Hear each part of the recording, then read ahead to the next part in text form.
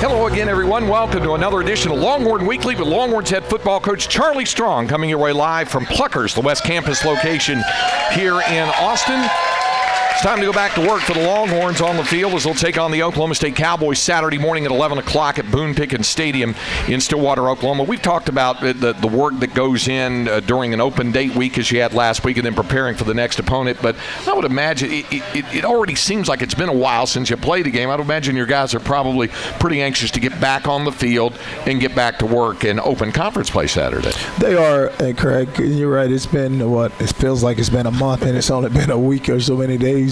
But they're really ready to get back and go back to work. And now we got to go on the road, and that's going to be a really good test for us. It's the first conference game, and now from here out, it's just a new season. All these games count.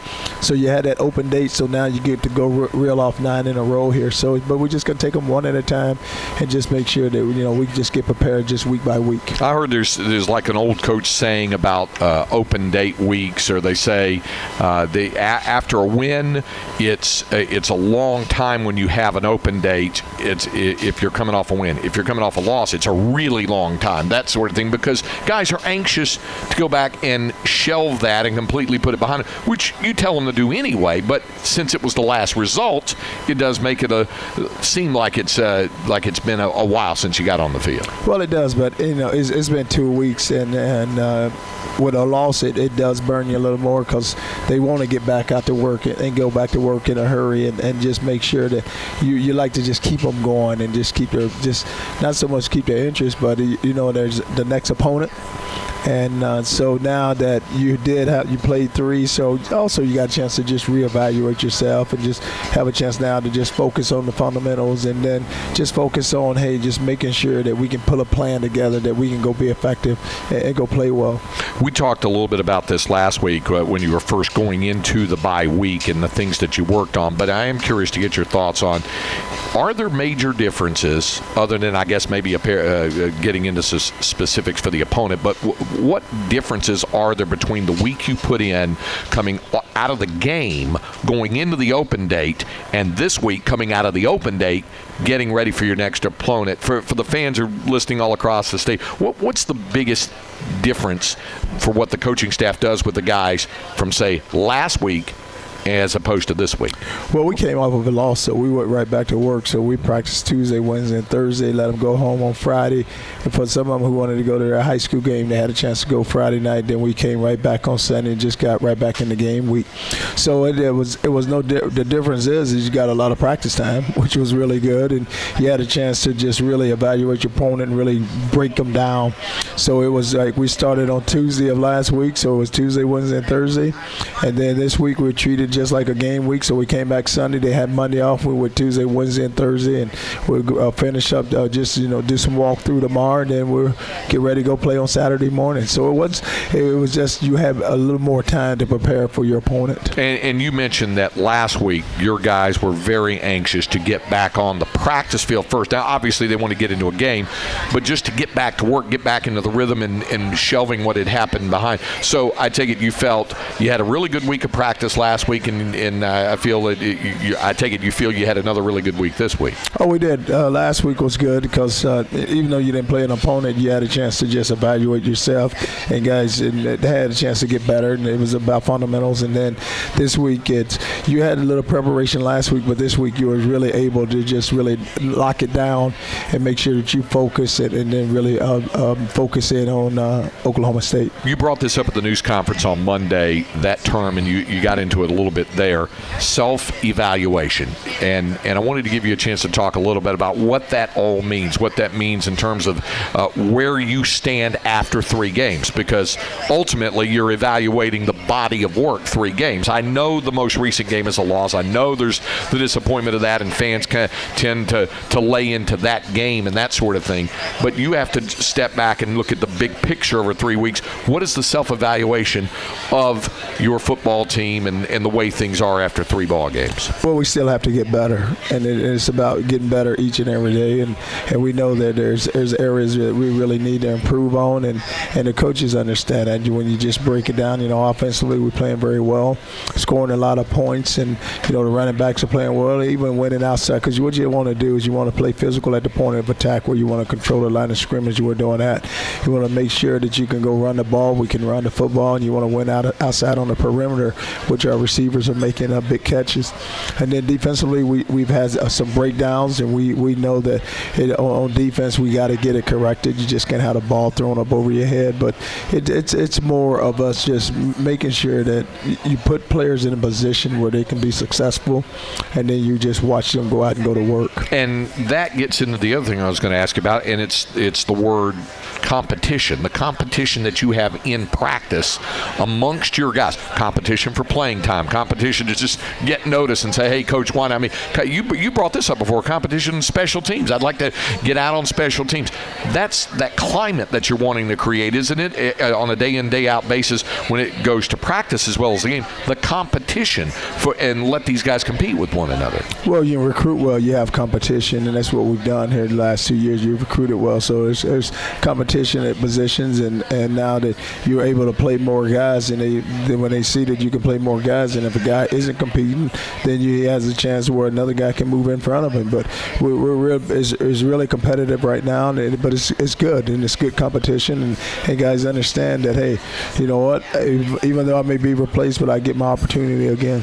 You brought up recruiting, and you said good recruiting last couple. You've had a couple of phenomenal recruiting classes, but I also remember last week when we talked about this, and this is, I guess, standard rate and form when you get into going into an open date, is that it becomes another recruiting / evaluation opportunity for your staff to get on the road. You had them scattered all over the state of Texas last weekend, didn't you? Check it out, high school games. Well, we did. We were in Dallas. We were in the Houston area, Dallas area, in East Texas, but the guys had a chance to just go out because we were recruiting a lot of guys, and they had a chance to watch them play on Friday night, but they were in the schools on Friday also. So it was good that our coaches had a chance to just get out and the high school players had a chance to know that they were there and watching them play. I was going to ask you, is that good also? Is it a good mental break for your coaching staff? You've been really working so hard. They've been working very, very hard on the practice field, in the meeting room, in the staff room, all that stuff, to kind of step back and go out and see some high school kids, kind of clear the mind a little bit before you go back to work and preparing for the next opponent? Well, they like doing it because if you know this, that you have to recruit and you have to get the guys in your program that is a good mix for your program. So our coaches don't mind it. I know sometimes they are tired, but still though they know how important, how critical recruiting is. Okay, all right. Coming up, Quan Cosby will join us as he does during the second and third segments of the program. Carol Capitani, the Texas women's swimming and diving coach, will join us as well in our conversation with another varsity head coach on the UT campus. We'll also get to some of the questions from here in the restaurant. All that and more coming up live from right here, Pluckers, the West Campus location here in Austin. Longhorn Weekly with head coach Charlie Strong right here on the Longhorn IMG Radio Network. Pretty little double move shimmy by Tyrone Swoops, allowing Armani Foreman to get downfield, and it goes for 34 yards. It was a big play in the Longhorns game against Cal. Tyrone Swoops going to the air as well as what he's done on the ground. And along with head coach Charlie Strong, I'm Craig Way, and of course Quan Cosby joins us during this portion of the program. Let me ask you something, Quan. I talked to Coach about this, about the things that happen during an open date week. And I know Coach Brown used to say there's no such thing as off day because we're not off. You work hard and that sort of thing. But what goes through the players' minds first when you're in the open date week? There's no game to the end of the week, and the guys are trying to put in work and get ready for that. Then you've got that weekend where you go home for the weekend and go see your high school play, and then you come back, and then you're working to get ready for that next opponent. What about from the player's perspective? That's it. You get your schedule, and of course you go back to work that week. You practice 2, 3, whatever, maybe even 1 if it's that a huge physical game before. But like me, I mean, I guess I still sometimes with the radio gig, have that player's life. So I went to the Baylor game, and I know Coach saw this too. Oklahoma State was a little susceptible to that double move because Baylor did it like 30 times. And so you got to keep working. That's an extra day of watching film. However, it's relaxed. They're so focused during school, during those times. Of course, that doesn't change school. So from a college perspective, it's not as crazy. NFL, you're done Tuesday, you're visiting home, but it doesn't change much other than not having the game that weekend and getting more healthy. So the guys when you're in that open date week and you're practicing, it doesn't seem like drudgery. Like, hey, we don't even have a game at the end of this week. I can't wait to get. I mean, is that something you have to flush from your mind, especially if you're coming off a loss? No, that's spring ball is what that feels like. But during the season, no, because it's only a week, and then you're correcting. The good teams, you're correcting what may not have gone right. It's still such a focus until that last practice. And again, Coach knows as well as anyone. Till that last practice, you're working. It's week 3, 4. And and then like you talk about it, just mentally they don't have to be as locked in because there's no opponent. So they're just practicing now. And hey, we got to get better. But the opponent's coming. So now it's almost like it's like they can take a deep breath, but they still know they have work to do. But it's not the whole focus like, hey, we got to go play such and such this week. Now I'm just practicing. We're getting better. Let's enjoy this. Because next week we're back to the grind, and so now we got to grind it out. Quan, Coach Strong talked about this Monday at the news conference, and the players all brought this up. They said the things that happen, good and bad, both offensively, not just on the defense, which has drawn so much of the attention, but on offense, they said the coaches put us in the right position. We practice, we work on this stuff, but ultimately it's on us to execute. I remember you said that after the Cal game on Saturday night, and I know folks pointed to different things and wondered, with regard to coaching and the effect on the players. But the players do take that kind of responsibility on their shoulders. They do want to show that all the work that the coaches have been putting in is good work, and it's up to them to execute. Oh, well, you think about it, and offense put up 43, which is great, especially, continuing that growth process. But I think they took 3 touchdowns off the field because of penalties. There was a holding. There's a couple of 3rd and 2s that they jumped off sides. And so, just recognizing that, taking some ownership, because the coaches can call a million plays, and it looked no different than that right there on the table.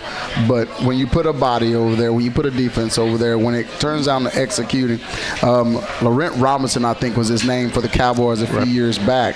Him and Romo connected on about 8 touchdowns, and not one of them was how the play was drawn up. Every single one of them was scrambled. So at the end of the day, what they know is you got to play football, and that's what they're talking about. So you appreciate them taking that ownership and, again, trying to get better.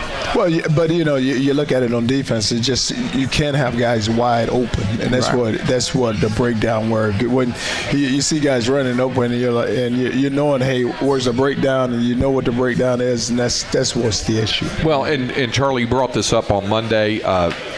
Vance Bedford brought it up yesterday in his media availability. 2 key words, I think, continue to come up with regard to what you want to see more out of your defense. Communication and execution. Mm-hmm. Because if they're communicating properly, there may not be some confusion on switching from a cover 2 to a cover 3 where one guy gets loose over the top, and the execution of it, understanding it, and then you got to take it to the field itself, right? Well, the whole game is about communicating. The whole game is about executing the defense. You call the defense, go execute it. But you know what? And I always tell our coaches that if they don't understand it, that's our fault. So we just didn't teach them right, or they don't care. But a lot of times it comes down to we just didn't teach them right. So you got to explain it. And you think about it from a football perspective, that communication. Basketball, LeBron can go score 80 and they can win a game. Baseball, you can hit a few home runs. The communication piece it is the ultimate team sport.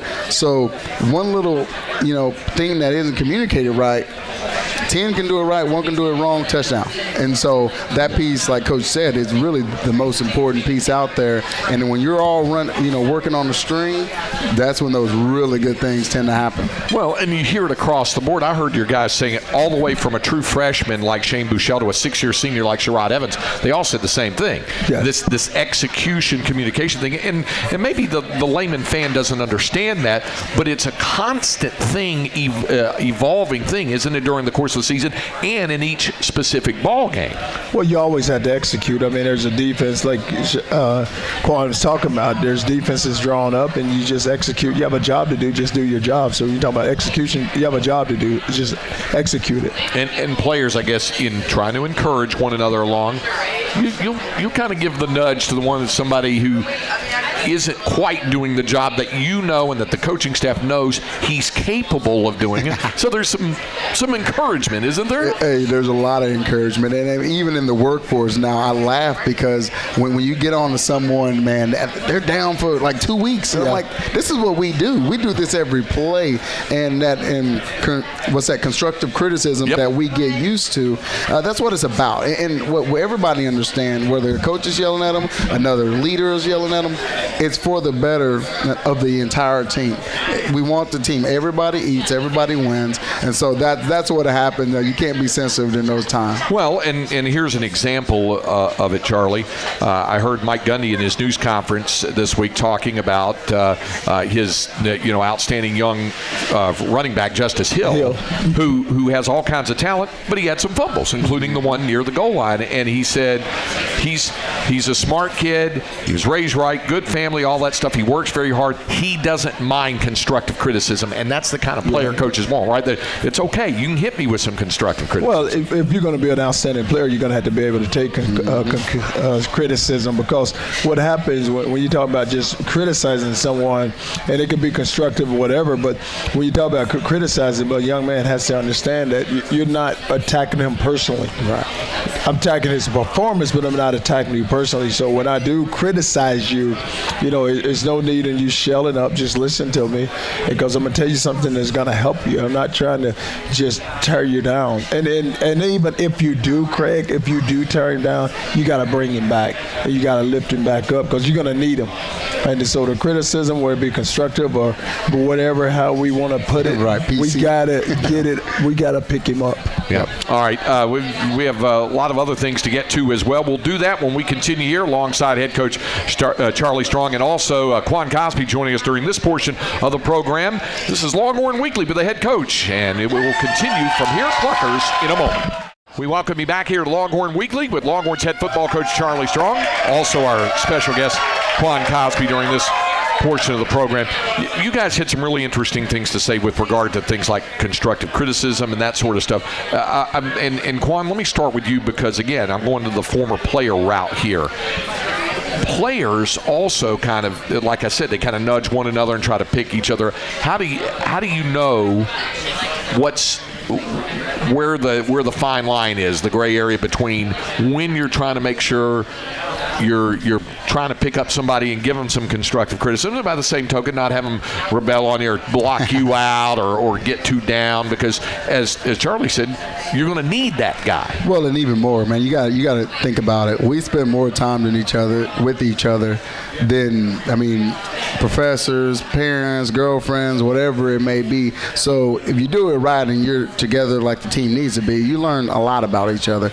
And even with Coach talking about, at the end of the day, the most successful players, through my experience and watching, you don't get down when you're criticized, because you criticize yourself. You know what you should have done. You know when you do something you wrong. Don't even need somebody else today. You know pretty well. And if you're competitive, you take pride in that guy across from you winning. Yes. Man, that's, again, there's so many cliches we've all heard about, but I remember Rackpo, we all said it.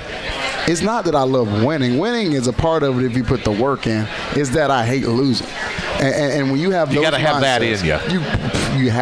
if you want to win, if you want to be successful, if you want to get to the league like most of these guys want to and probably will work out for them, you have to hate losing more than you like winning. But you know what happens too, Craig? When you have a relationship with a young man, you can criticize him, you can say a lot of things to him, and he understands that it's not personal. And so when you got to build a relationship with him first before you can even begin to even criticize him, no matter what. It doesn't care. Whatever he does, if you don't have a good relationship with him, you have no chance. Yeah, I'm glad you brought that up because, coaches have to have the difficult conversations sometime. You had to have the difficult conversation with Ken Perkins, a guy that his teammates just love him. And he said he felt like he let everybody down by what happened. You said, no, you let yourself down. And how do you know, I guess it depends, years in the business, but also dealing with the individual personalities when they need that kind of encouragement. Say, look, you beat yourself up enough about this. You got to make this right, but we're still behind you. Well, Craig, you have to understand everybody's going to make a mistake, and so when they do make a mistake, you're going to be upset about it. But plus, you just don't continue to dwell on it. Because I said to him, whenever you go and you drink, then you put not only your life in jeopardy, but other people's life in jeopardy also. And I said, Ken, if you ever just look at it, think about it. The guy who ends up, if there's an accident, they end up taking someone else's life and they don't take their own. Mm-hmm. And I said, so it's just decisions that you made. So you just made a bad decision here. So yes, we're going to help work you through this decision. But no, you did not let me down. You let yourself down. And now you got to gain back the respect of your teammates. I said, at the end of the day, I'm going to still love you the way I love you. I'm going to still believe in you the way I believe in you. And I said, we're just going to work through this. Now, it's going to be a process here. It's going to do some things you're going to have to get done. We're going to do those things. But look, at the end of the day, let's get it done, and then let's move on. Well, and I thought it says an awful lot about his character that he wanted to, and made a point to tell you, he wanted to go to the media. He wanted to say, I made this mistake. I'm going to make this right. And I thought that was a real stand-up thing to do. Think about turning that into real life, because that's a real life situation. Like Coach said, he's like, Coach, like he said, man, you put a lot of more people in danger. But in real life, the best ones who will grow from it and move forward are the ones who admit it. He's like, listen, I was wrong. Own up to it. I own up to it. So many people, you look across the country in sports, in life, and all the above, I didn't do it. I want to tap dance around it. Even in the spiritual life. Nobody's perfect. There's only one I know that is. And so owning up to it, moving forward, that's the first step of moving forward. Is just saying, I want to face it. I want to get in front of it. So it says so much about him. And he's a senior, but he's still a young man, so it says a lot about his character. Well, and it says a lot about his teammates, too, that everybody, to a man, said we got his back. We know he'll get through this, and we'll get through it with him. Man, you talk about winning. I've said it a couple of times, in these little steps, man, and just those little things, and those, even in an adverse situation off the field, your boy's taking your back on the field, picking you up. That's why he's gonna, and that's just as much why he's gonna move past it. And whenever he get back, he's gonna play harder than ever, because that family around him. Coach being the father figure, the coaching staff doing the same, their uncles, and then his brothers saying, "Man, listen, you're great. You're still the same good dude before then. Just don't do it again and let's rock." Yeah, exactly. You're still the same person. I mean, you're still a good person. Yeah. And like you said, let's not let one bad mistake lead to number two bad. Right. But hey, let's get this thing corrected and let's move on. Well, and then the tactical side of this, guys like Alex Anderson and some of the other guys that you've had, fortunately, a couple of weeks ago against UTEP, a lot of those younger guys got a lot of reps, and that really pays dividends when you really need him to step in this time. Oh, it does. And you're right. You look at against UTEP, Alex played. So we went in that game with 2 or 3 starters down. So a lot of guys that McMillan played. So we have enough bodies there now, Craig, and that are good players that we can put in. One thing Sterling Gilbert told me, he said, Jake McMillan, he's from Abilene. He said he's got some West Texas nasty in him. Oh, he does. And I kept telling Jake last year, I said, you know what, he was on defense. I said, I just kept telling him he was a center. I said, you are a center. He's like, no, I'm not, Coach. I'm a defensive player. I said, okay. Well, I said, let me tell you what you are. No, Coach. I said, okay, we'll just wait and see how this thing goes. Well, and he's he's made the transition very nicely, hasn't he? He has a great, really good. All right. Quan, thank you for dropping by. Up next, University of Texas women's swimming and diving coach Carol Capitani will join us as we continue live from Pluckers, the West Campus location, here on the Longhorn IMG Radio Network. Our goal is to keep moving up in the ranks and be in the top 5. And if we're having a bad year, that's the worst we want to be in. If we're having a good year, we're going all the way. So. Well, and it helps also in that you're returning a very balanced group, a talented roster. You've got a lot of talent in your senior ranks and then on down through the roster as well. How important is it to have that kind of balance? We talk in all sports about senior leadership and those kinds of things and freshman talent, and they learn from that, all that stuff. But you seem to have a great deal of balance really evenly spread throughout your roster. We are pretty balanced. Last year it was fortunate. We only lost one senior. So our senior class right now is rock solid. They are tough, and they've learned a lot, and I think we've helped develop them into, that's what you want to do, is develop them into the swimmers and the people they are. But that's probably the most rewarding thing right now, is watching the seniors lead everyone else, into where we're going. Well, you've led me into asking you about a couple of your seniors. Your 10-time All-Americans, Madison Cox of Lubbock and Tasia Carosis of right. Vermont. Now, we were just talking about recruiting going into the break. I'm trying to remember the last student athlete that I can think of at the University of Texas who was from the state of Vermont. And I'm kind of coming up empty-handed here. But that goes to prove about the recruiting nationally outstanding, talented swimmers all across the nation, right? It is a competitive deal, and we've got to look nationwide to get the best kids in. We're trying to recruit the best kids in the country, and some years are up for in-state kids. This year, fortunately, I can't say who's committed, but we've got 3 right. commits for some out of sight in-state kids, which is pretty fun because we had a deep Texas class to choose from, and so we're well on our way to get some more Texas kids in here. So. Okay, well, since I was on the subject of Vermont, talking about Tasia Carosis, let me ask you.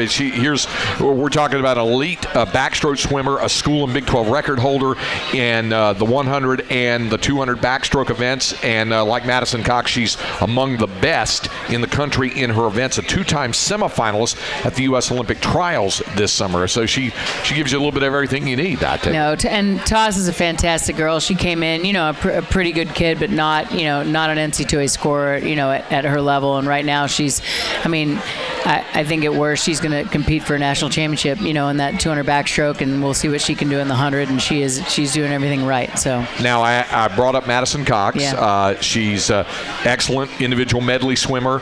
Placed 4th in both the 200 IM and the 400 IM this summer at the Olympic trials in Omaha. Former Big 12 Conference Swimmer of the Year. Has 3 career NCAA top 5 finishes in the individual medley events.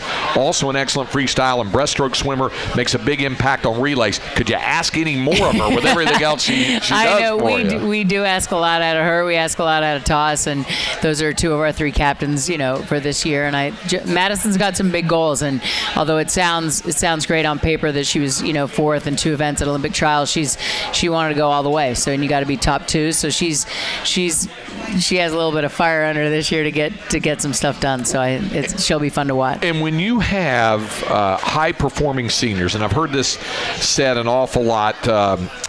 Bill Walsh, the legendary coach of the 49ers, was asked one time. Yeah, he was asked, Coach, how do you keep it going year after year? Why is it your teams are so good year after year? He said, my best players are my hardest workers. And it sounds like, certainly in Taj and Madison's case, 2 of your best swimmers, if not your best, but 2 of your best certainly are probably just as hard working as anybody. Absolutely. And that's the kind of leader, that's the tone you want to set. And if you have that set, then people know that they can't get it done any other way. So that's the leadership we need, and thankfully it's spread out to every class that's moved in. So and as a head coach, you love seeing that look on a freshman's face when they see how hard the senior is working, right? And it's funny. We have really talented people in our junior class. We've got some stars there, and then our sophomore class is loaded with a lot of people and some good talent. Our freshmen, we got some backstrokers, flyers, like people trying to run down toss and her thing. So I mean, it's going to be a fun year, just how competitive it all is. But it's friendly competition, so it's within the ranks. That's good stuff. There you go. Carol Capitani is with us right now here at Pluckers, the West Campus location. We'll talk more about some of the other outstanding members of this Texas women's swimming and diving team coming up when we continue, when Longhorn Weekly continues in a moment.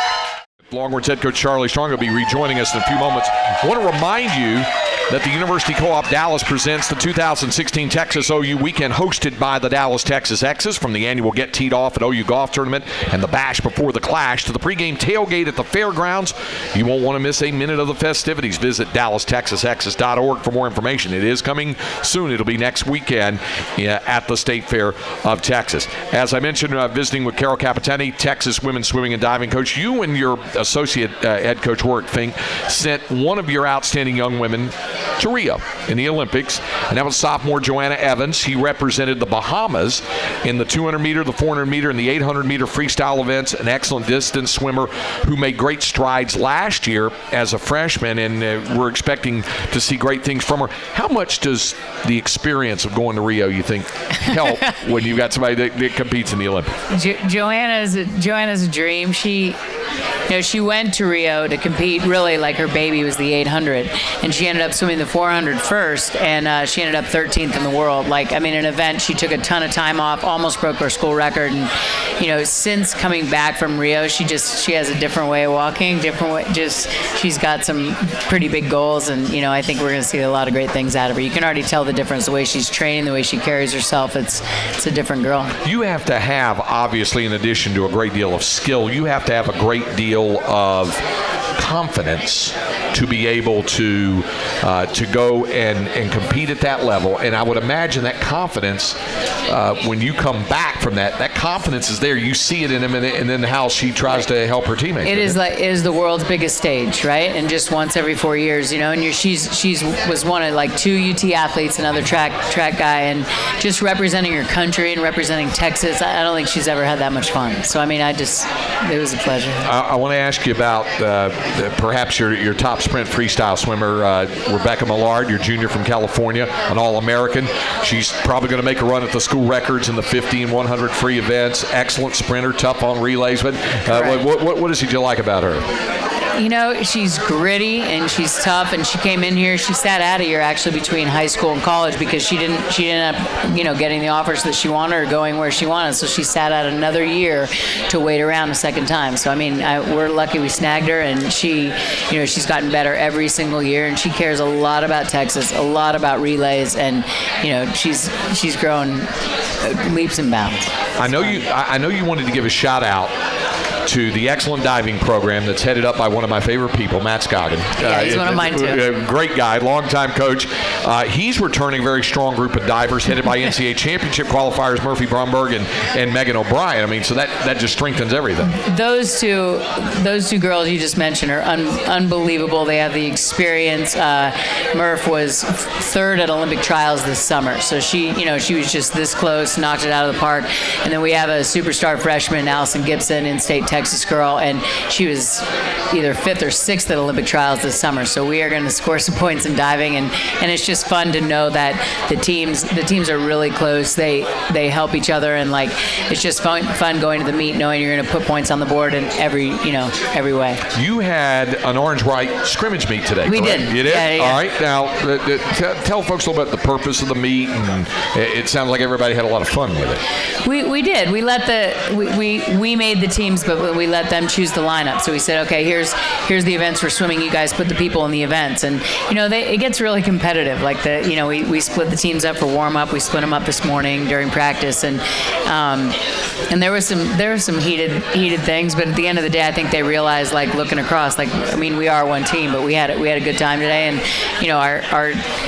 our table legs, people that hold up the program, they did what they were supposed to do. But it was fun seeing some of the sophomores step up. There were some good surprises all across the board. board, and it's really the purpose of the meet is just kind of see where we are. We've been a month in training, 4 weeks. We have our big meet in December, and then we have conference and NC2As in February, March. So right now it's like just a little snapshot, like 4 weeks in, where are we? What do we have to do?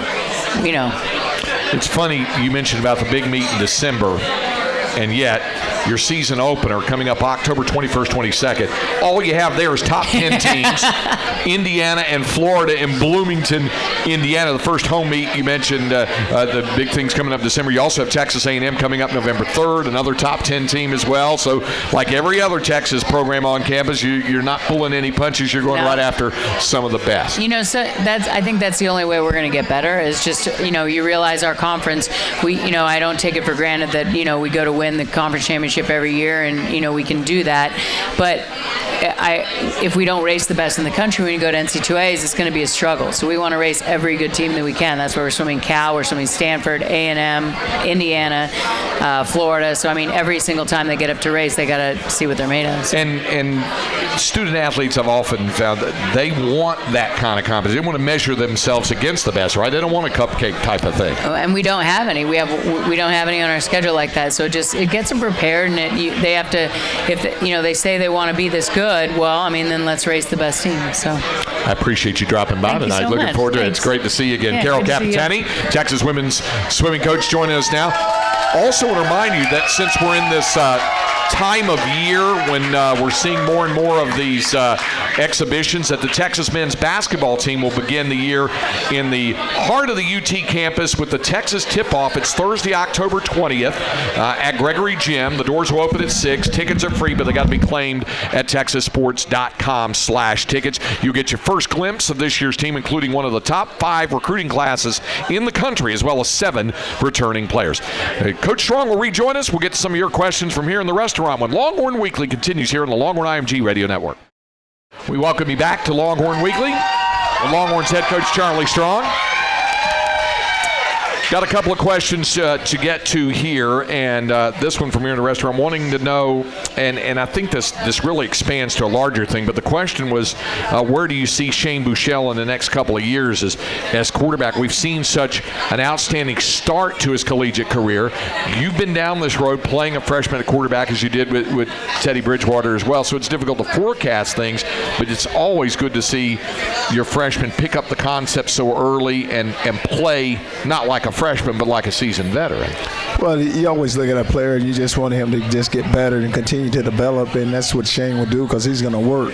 And when you have the work attitude and the work ethic that he has, then you can only see just great things in front of him, and he'll continue to get better, and you continue to surround him with really good players and you protect him.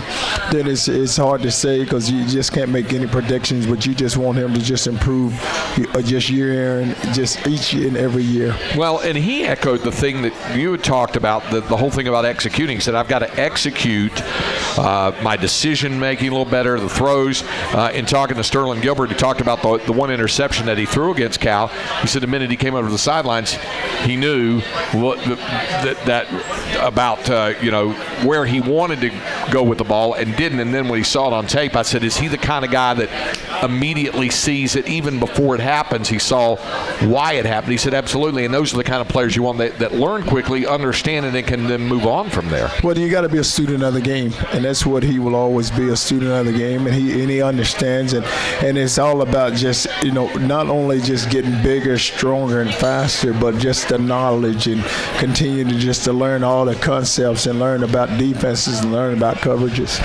Jim here in the restaurant wanted to get your thoughts on, we talked about this a little bit earlier, the offensive linemen who have to step in, not only with Kent Perkins out, but as you mentioned earlier, when you had guys banged up, you have a great deal of confidence in guys that we mentioned, Jake McMillan, Alex Anderson, Elijah Rodriguez, Terrell Cooney. Guys like that can step in and get reps when you need out of them. Well, you've been able to recruit well, so now you have some linemen and then you have some offensive linemen because you look at when you go Connor, you go Vahi, you go Shaq, you can go Alex now with Perk being out, and then you have Hodges, but you got guys like Rodriguez who's played now, Cooney, Jake McMillan. So you have enough bodies now where when you do lose a guy, you can always take a guy and not plug him in, but you got an adequate backup. Bobby, you're in the restaurant. I want to know how you keep all your wide receivers happy. Because you can only have one football go to one guy at a time there, and but you've got a lot of plays in a game too. Well, you never know when your opportunity and your number is going to be called, so those guys all know. 1 week it may be this guy, the next week it could be the other guy. You look at the first game, what happened, and then you look at each and every game, it's been a different guy. You look at Petey, who has emerged, Corey Ward.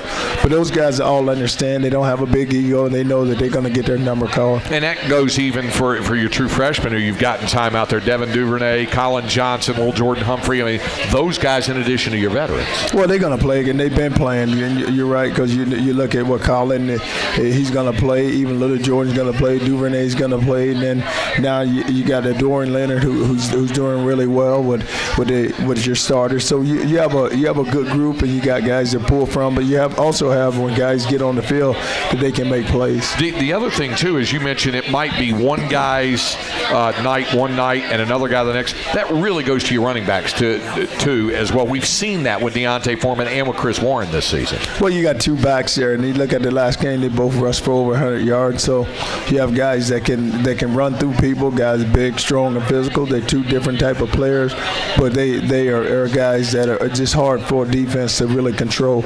Okay, we'll save Dylan's question for next because it's about this week's opponent, Oklahoma State. We'll get to that, previewing the matchup with the Cowboys when Longhorn Weekly with head coach Charlie Strong live from Pluckers. The West Campus location continues in a moment. Third down and about 1.5 feet, and Brecken Hager comes from the blind side and sacks Davis Webb for a loss of 8. We welcome you back here to Longhorn Weekly with head coach Charlie Strong. Brecken Hager is one of those guys you mentioned who can be a difference maker. I thought I heard you mention this a couple of weeks ago when you said you wanted to see him on the field certainly more. And you said these are guys, Malcolm Roach obviously is one, that things happen when they're on the field. And are you able to identify that kind of stuff early, or do you see that in practice, or does it have to be when they get out on the field to see those types of things happen? No, you said it. Practice, and you just see how hard they go and how hard they work, and you want guys to be rewarded for hard work. And you look at a lot of energy that Hager brings, a lot of energy that Roach brings, and you see it when they get in the game that they're able to make plays. And Brandon Jones, another one of those guys you've talked about. Brandon's a freshman who's blocked 2 punts already and has done a really good job in the secondary. When you get a guy, a true freshman like Brandon, blocking a couple of punts early, does that, we've talked about this before about creating competition even for special teams, the guys want to get on special teams. Does that kind of ramp up the competition even more because guys see if a true freshman can go in there as talented and highly recruited as he was, but still a freshman, to go in and make that kind of a difference on special teams that you get other guys to do the same? Well, special teams, the thing about that is you have a lot of numbers now. We have a lot of bodies, so we're able to really put a good kickoff team out there, a good kickoff return team, a good punt block team, a bump team. So it's a lot of guys, and a lot of guys want to play because they know for some that's the only way they're going to play. So when they get their opportunity, they take advantage of it. Let me get your thoughts on Oklahoma State, and a good place to start obviously is with the quarterback Mason Rudolph. He's a junior now, he's a big guy, and I guess you've seen some big physical specimens at quarterback already this season. Yeah, the thing about Mason is he does a really good job of just commanding the offense, puts the ball in the right hands, and then he takes advantage of what the defense, because you look at what Pitt was playing them. They was playing Washington in bump coverage, and Washington almost had 300 yards receiving because Mason was able to get him the ball. But they're very balanced on offense. They do a really good job of running the football. You look at what they did against Baylor. They rushed for over 200 yards, and he had probably around 270 yards passing. So it's going to be it's a big challenge for us. We know know we got to play well on defense, and it's gonna be a good game. They, I guess, really made that concerted effort to stay with the run it in. Sometimes it can be tempting when you throw the ball as well as they do. If things aren't going well, running the ball, as was the case early on for them, to go away from that. But they really did make that concerted effort against Baylor, and it paid off. Oh, they did. The thing is, and that's why I say they go into it and they take advantage of what you give them. So they run the ball against Baylor. They throw the ball a week before against Pitt. So it's whatever you give them, they're going to take advantage of it. And they got enough good athletes around them, because you look at outside with Washington, McCleskey's another really good wide receiver. Hill is a good running back for them inside. So they have some talent around them, with Hill and Childs at running back. And they do a good job of just mixing in their tight ends. This goes back to Dylan's question. He was going to ask about some of the keys to the game. I would imagine one of them has got to be, you brought it up, Vance Bedford brought it up, you've had this real need to want to get and create more turnovers, and I guess at no time like the present to start. Well, you got to look at it. On offense, you just got to make sure you can run the ball, and you want to control the line of scrimmage, don't turn the ball over, and just win on the perimeter. On defense, you got to stop the run. You got to get turnovers. You can't give up the big play, and you got to get off the field on third down. How much of that, because some folks may say, well, how do you get turnovers short of them making a mistake and dropping the ball?